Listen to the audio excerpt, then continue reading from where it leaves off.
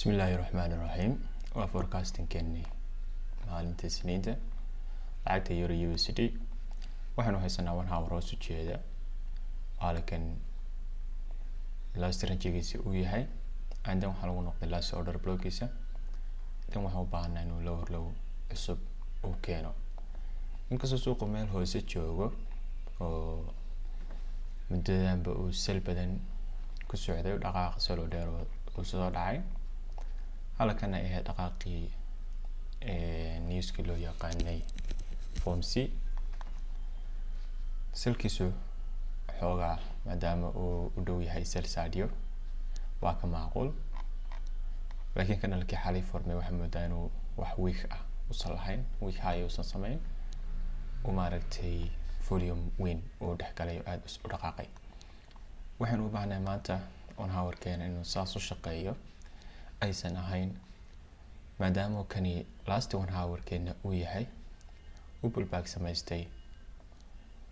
last 1 hour keena hadii saas loo istaajin karo order block aan iyo gaabka halka dib ku jirta la yimaado dib saas u shaqeyn karo 1 hour keena waxaan filan doonaa inay pullback ti bilaabatay ilaa ay meesha laga soo celinayna aynu la socon karno insha Allah saas ma wada 1 hour ka 15 minutes markii loo yimaado markii hore 15 keena waxa uu jeednaa inuu kor u jeeday oo halkan 15 kii yaraa ee halka ku jiray ama malaysan halkaas lagu dilay and then pullback yar uu samaystay new 15 keenay new 15 keena sana halkii baa lagu soo kala wareejiyay order block meel xaaba lagu laabtay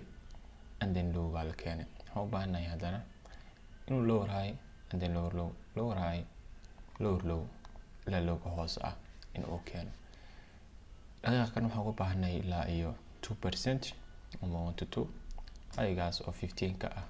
ayaan isla dhigtay hadii highgaas la qaado taas macnaheedu waxay tahay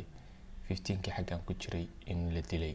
oo ahaa 15 ka inuu ku go'aan qaadanin inkastoo pullback yariis waa samaystay hadii pullback-daas liquidity waa lagu sameyn karaa pullback-tan yar liquidity waa lagu sameyn karaa oo la dhan high baa yaala and then waa loogu soo noqon karaa hadii kalena hadii saan loogu soo laabto oo pullback-taas la dilo and then high kale uu yimaado highgaas la sii dilo waxaan ogaanaynaa official 1 hour kan iyo 15 keenaba in kor loo jeediyay oo ay isbedeleen marka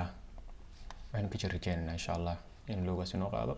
oo inoo shaqeyso trade-kan aan saa ka qaadanay